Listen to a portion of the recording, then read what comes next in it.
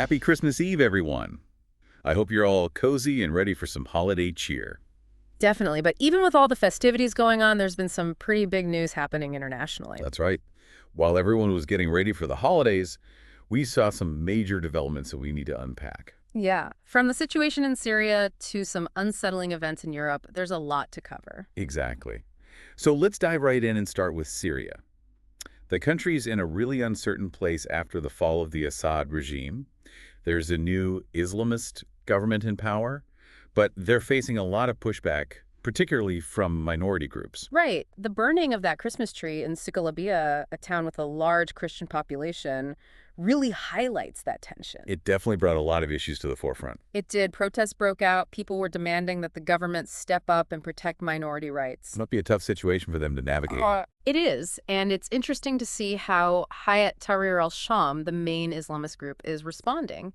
They detained some foreign fighters involved, promised to repair the tree, and you even had a leader publicly holding up a cross. It seems like they're trying to walk a fine line, showing that they can be inclusive while still maintaining their Islamist identity. It's a delicate balancing act, for sure. And this kind of ties into the bigger picture of HTS's evolution.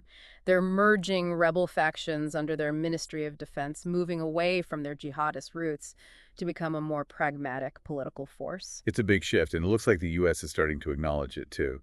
They removed the bounty on the HTS leader, Ahmed al-Shara. Yeah, it's potentially opening the door for some kind of dialogue, but at the same time, the U.S. military is still there. They carried out an airstrike against IS members recently. Right, so the fight against terrorism is clearly not over. It's a complex situation with a lot of moving parts. Definitely. And then there's that strange case of the Russian cargo ship, the Ursa Major, sinking in the Mediterranean. It was under U.S. sanctions, and its owner is linked to transporting cargo to Russia's naval base in Syria. It raises a lot of questions about what it was doing there, especially since another sanctioned ship, the Sparta, was in the same area, reportedly heading to remove military equipment after Assad's downfall. It's almost like something out of a spy novel. This whole sinking the missing crew members, the possible connections to the Russian military. It really makes you think. With Assad gone, Russia's role in Syria is unclear. There are a lot of hidden currents at play. Definitely. Now let's shift gears a bit and talk about Europe. Yeah. There were some troubling events in France and Germany that highlight some different but equally concerning challenges. Absolutely. Like that violence in Amsterdam before and after the Ajax versus Maccabi Tel Aviv football match. It was awful. Those attacks on Maccabi fans were clearly targeted and disturbing. What's even more chilling is how social media was used to coordinate these attacks. They were spreading anti-Semitic messages.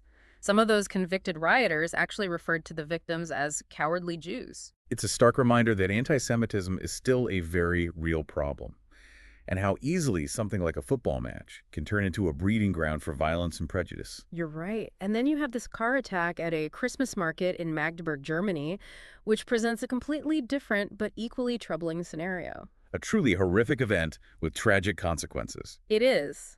The attacker killed 5 people and injured hundreds.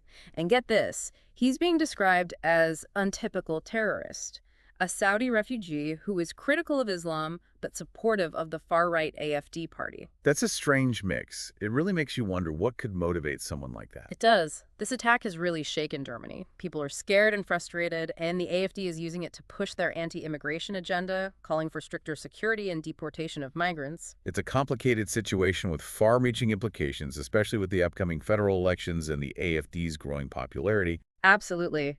This event raises so many questions about the motivations behind these kinds of attacks and the impact they have on an already tense political climate. It'll be interesting to see how the German government and society as a whole grapple with these complex issues. Sure, it's a lot to think about. It is, and we're not done yet.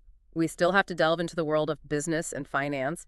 There are some fascinating and sometimes troubling stories unfolding there. From high fashion to electric vehicles, the corporate world never sleeps. That's for sure. Let's explore those stories next. Sounds good. Let's take a quick break and we'll be right back. Let's jump right into some business news with Abercrombie & Fitch. You know, they were a huge brand in the early 2000s, but their former CEO, Mike Jeffries, is now facing some really serious allegations. It's a pretty shocking turn of events. He's been arrested on federal sex trafficking charges. It's a far cry from the world of preppy clothing and cologne-filled stores. Yeah. U.S. prosecutors are alleging that Jeffries, along with his partner and a middleman, exploited aspiring models for their own sexual gratification. That's terrible. Yeah. It's a classic case of power and exploitation, and even more disturbing considering his position in the fashion industry. Right. And it seems like this wasn't just a one-time thing. The FBI started investigating after a BBC report exposed claims that Jeffries and his partner were sexually exploiting men at events they hosted all over the world. So there might be a much bigger story here. It seems that way. It suggests a deliberate system of preying on vulnerable individuals. It's really disheartening. It is. And it's a reminder that exploitation can happen anywhere, even in industries that seem glamorous from the outside. Exactly. So where does the case stand now? That's what I'm wondering. Well, Jeffries has pleaded not guilty, but his legal team is claiming that he has dementia and late-onset Alzheimer's disease. Oh, wow. Yeah, there's a competency hearing scheduled for next year to determine if he's even fit to stand trial. It's a complicated situation for sure. Right. And given the severity of the charges, it will be interesting to see how the court handles it. Definitely. Let's move on from that heavy topic to Brazil, where BYD, the Chinese electric vehicle company, has run into some trouble. Oh, what happened? Well, BYD is a major player in the EV market, and they had planned to build their first EV plant outside of Asia in Brazil. That's a big deal. It was. But Brazilian authorities shut down construction due to slavery-like working conditions. That's awful. I can't believe something like that is still happening in this day and age. It's a serious issue. Over 160 workers were rescued from the construction site in Bahia. They were living in terrible conditions. Overcrowded housing, withheld wages and passports, and they were subjected to all sorts of exploitation. That's just horrific. What has BYD said about all of this? Well, they've cut ties with the construction company involved, and they claim to be committed to upholding Brazilian labor laws. But the damage is already done. It's a huge blow to their reputation. Absolutely. This incident raises some important questions about ethical sourcing and a company's responsibility for its workers, even those employed by subcontractors. For sure. It'll be interesting to see how this impacts BYD's global image as they compete with companies like Tesla. It definitely will. Now let's switch gears from this sobering story to something a little more out of this world. Okay, I like where this is going. NASA's Parker Solar Probe is pushing the boundaries of space exploration. Tell me more. It's attempting to get closer to the sun than any spacecraft before, flying right through the corona, the sun's outer atmosphere. That's amazing and kind of terrifying. Right. Scientists hope to solve the mystery of why the corona is millions of degrees hotter than the sun's surface. It's a fascinating question, and I can only imagine how challenging that mission must be. Oh, it is. The probe faces extreme temperatures reaching 400 degrees Celsius and intense radiation. It relies on a special heat shield and travels at incredible speeds. So how are they even keeping track of it? Well, it's currently out of communication with Earth because it's so close to the sun, but scientists are eagerly awaiting a signal on December 28th, hoping it survived this daring maneuver. Fingers crossed. Let's hope for the best. Speaking of hoping for the best, remember that Russian cargo ship, the Ursa Major we talked about earlier, the one that sank under mysterious circumstances? Of course. It's hard to forget a story like that. What's the latest? Well, as we said, it was under U.S. sanctions and linked to transporting cargo to Russia's Syrian base. Yeah. It sank after an explosion. Most of the crew was rescued, but 2 are still missing. Right. And what about the Sparta, that other sanctioned ship nearby?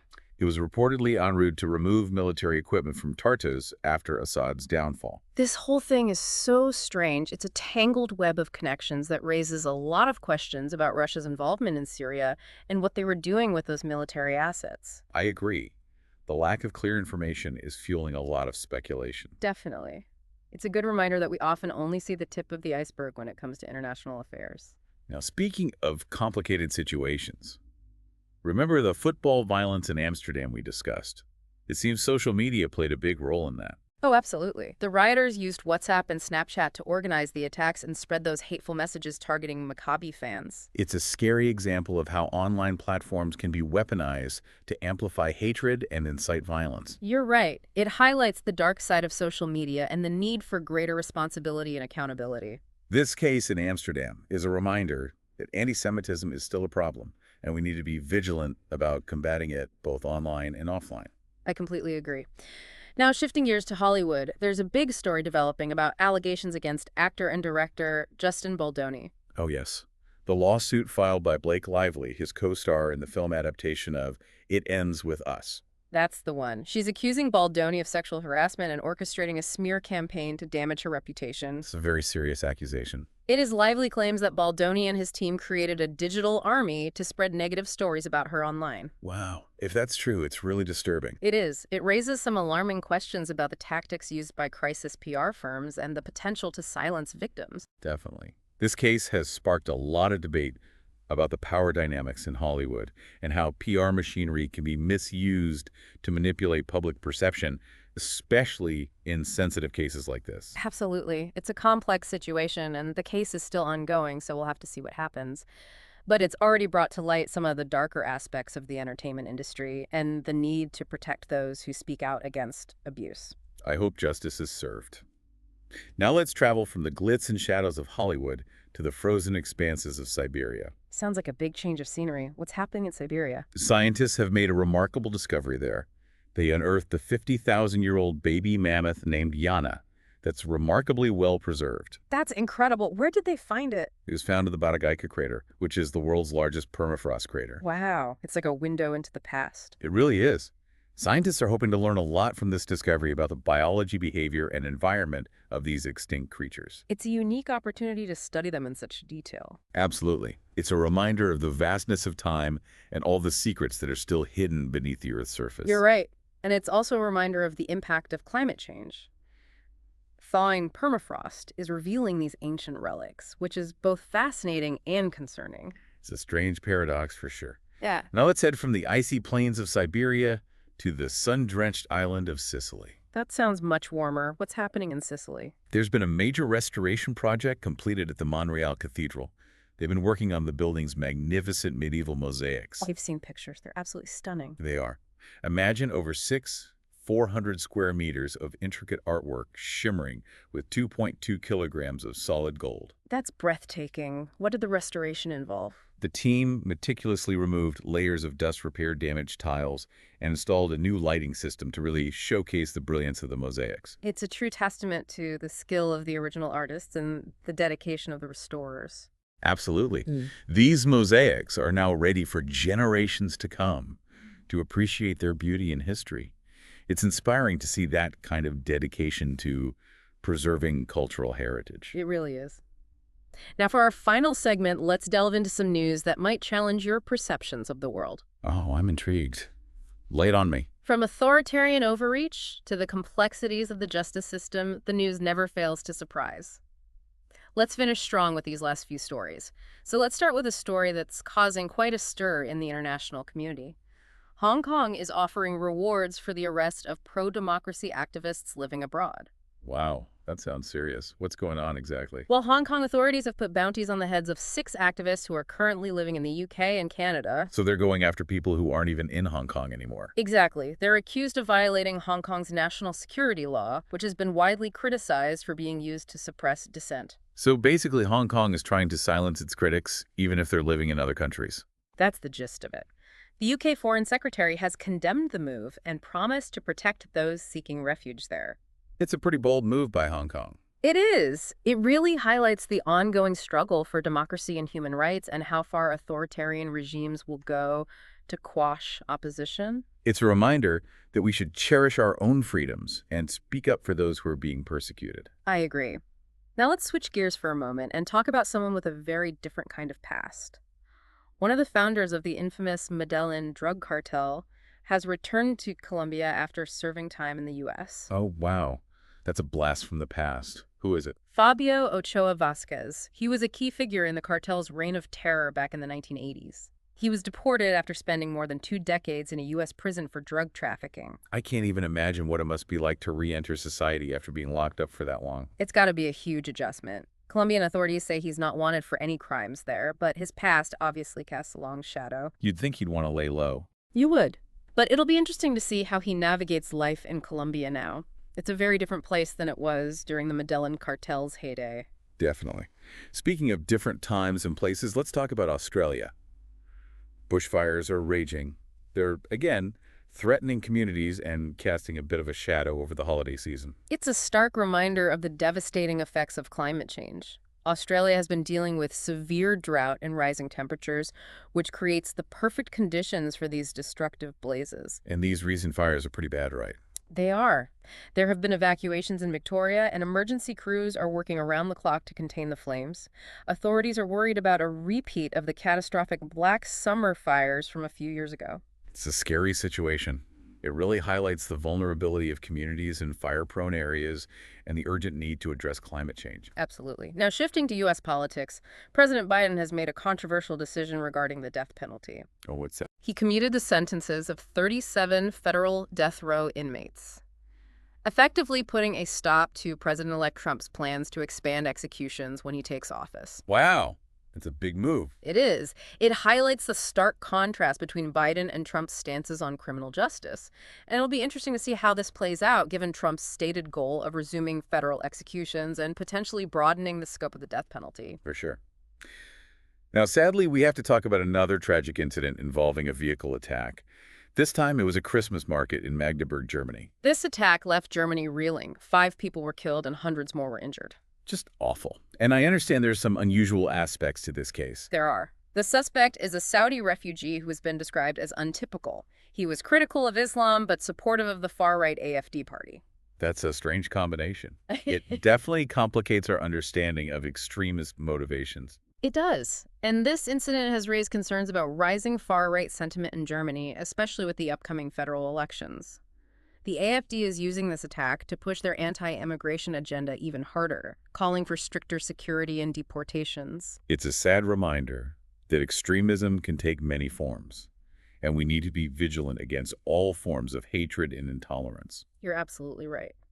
Now, before we wrap up, I wanted to share a news item from Massachusetts that, while not on the same scale as some of the other events we've discussed, definitely highlights the unexpected turns that life can take. I'm all ears. There was a house fire that was made much worse by exploding fireworks. Apparently, the fireworks were stored inside the house, and they ignited during the blaze. Oh no, that sounds terrifying. It must have been quite the spectacle. Luckily, no one was injured. But it's a good reminder to handle fireworks responsibly and to make sure you have working smoke detectors and up-to-date home insurance. You never know what might happen. That's good advice. Yeah. So on that note of unexpected twists and turns, I think it's time to wrap up our news roundup. Yeah, it's been quite a journey across the globe. We've covered everything from political turmoil and climate change to human resilience and the preservation of cultural treasures. It's been a whirlwind of a year, and these stories really highlight both the challenges we face and the hope that still exists in the world. I agree. As we head into the holiday season, it's a good time to reflect on these events and think about what we can do to make the world a better place. I like that. So to all of our listeners out there, we wish you a safe and joyful holiday season. Thank you for joining us on this news roundup, and we'll see you next time.